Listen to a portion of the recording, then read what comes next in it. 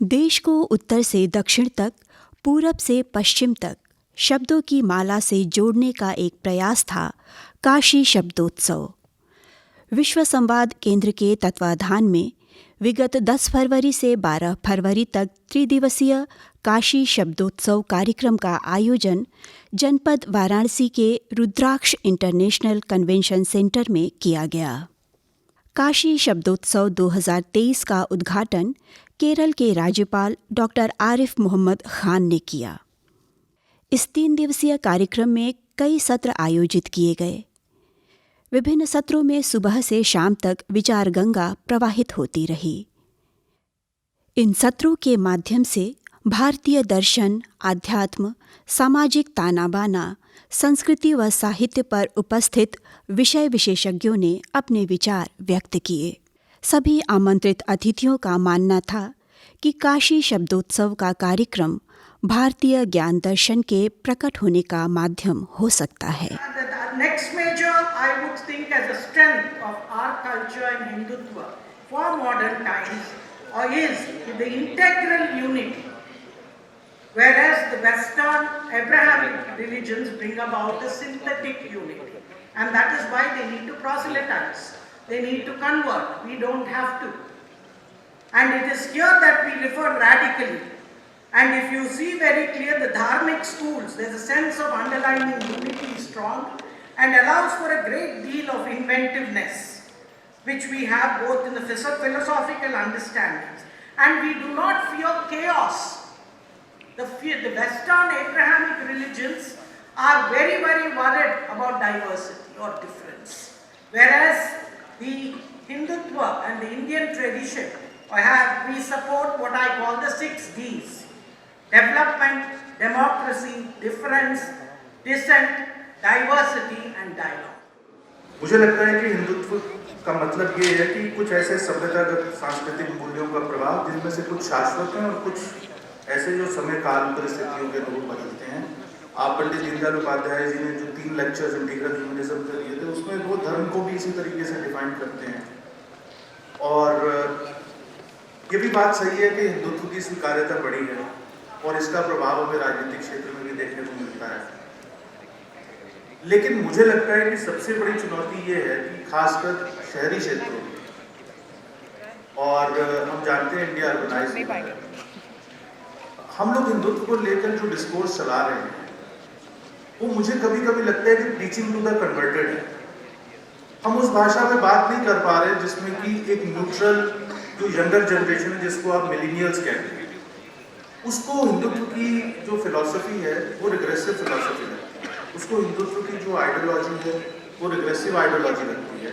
एक बहुत बड़ा सेक्शन ऐसे लोगों का है और जिसको मैं कह सकता हूँ कि we can not do away with it. भारतीय संस्कृति को समझने में परंपरा वर्सेस आधुनिकता का ये जो वैध है, द्वंद्व है, ये जो आधुनिकता की जो वेस्टर्न व्याख्या है उसको पूरी तरह से कंज्यूम करके जाने का जो वो है वो करें, हम किसी को रोक नहीं रहे, लेकिन उससे हम बहुत कुछ अपना खो रहे हैं। बस ये देखना है कि हमारी अपनी मौलिकता कहीं उसमें ख़त्म न हो जाए, हम अपने को रिस्टोर कैसे करें। और हिंदुत्व एक सनातन संस्कृति, सनातन विमर्श है, सनातन दर्शन है, जो कि इसमें समाहन की गजब क्षमता है, जो किसी भी तरह के स्ट्रीम्स को अपने में समाहित कर सकती है और उससे अपने को नया भी बना सकती है।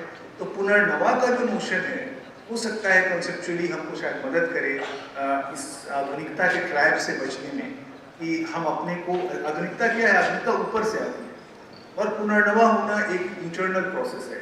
इसमें आप अपने विचार, विवेक, फिजिक, यूज, कल्चर, संस्कृति सबको बदलते हैं।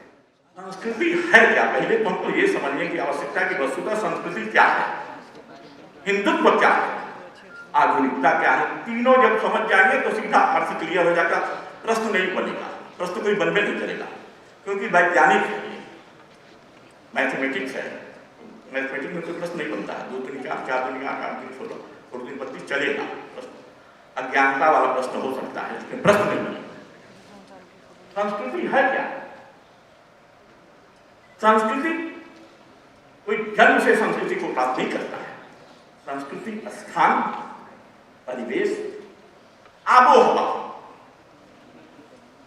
के द्वारा संस्कृति का बोध होता है। और यहां हम जो विचार करने के लिए उपस्थित हुए, हमारे एक से एक स्कॉलर अपने अपने विचार को रखेंगे। वस्तुतः भारतीय संस्कृति के विषय में मुझे विचार करना चाहिए। मैं समझता हूं कि आज का जो विषय है भारतीय संस्कृति, हमारा परिवेश, हमारा स्थान और हमारा वातावरण, वसुधैव कुटुंबकम को लेकर अपनी संस्कृति को स्थापित करते हैं। मनीषियों का यह भी कहना था कि अखंड भारत वसुधैव कुटुंबकम व भारतीय मूल्यों पर मंथन करने के साथ अब अमृतकाल में भारत चुनौतियों का सामना करते हुए विश्व को मार्गदर्शन देने की राह पर अग्रसर है। विश्व में जो वेब सीरीज सबसे ज्यादा देखी गई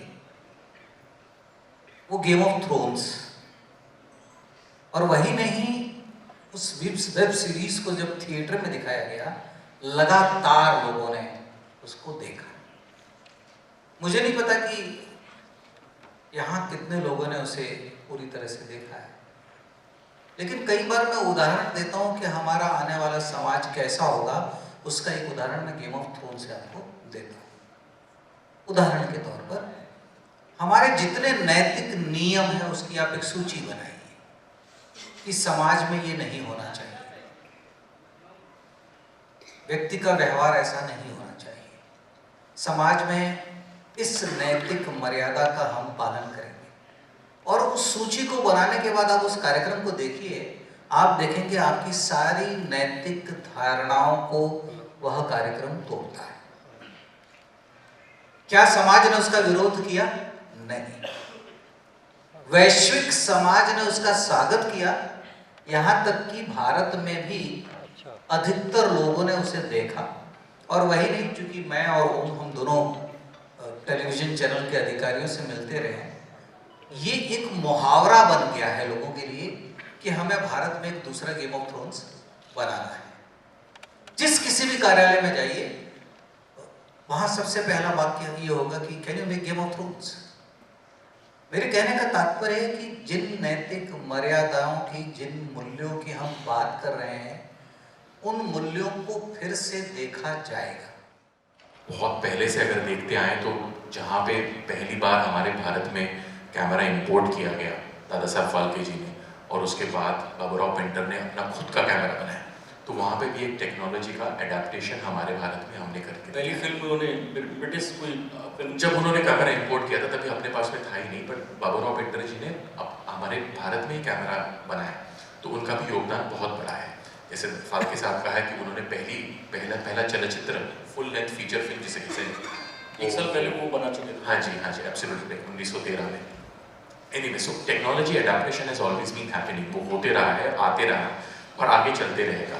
सिनेमा जो है वो सबसे पहले जो है वो अपने हृदय से और अपने दिमाग से बाहर आता है, करेक्ट। सो अपना हृदय और दिमाग जहाँ पे है वहाँ पे कहानी है जिसे हम नरेटिव कहते हैं, और ये नरेटिव जो है वो ये कोई भी सिनेमा का सबसे मूलभूत गाभा है। अब ये नरेटिव अगर आपको दिखाना है, अगर ये आपको नरेटिव लोगों के सामने पेश करना है, सादर करना है, तो आप कैसे करोगे? तो यहाँ पे जाके हम कहाँ पे टेक्नोलॉजी का हम लोग उपयोग कर सकते हैं।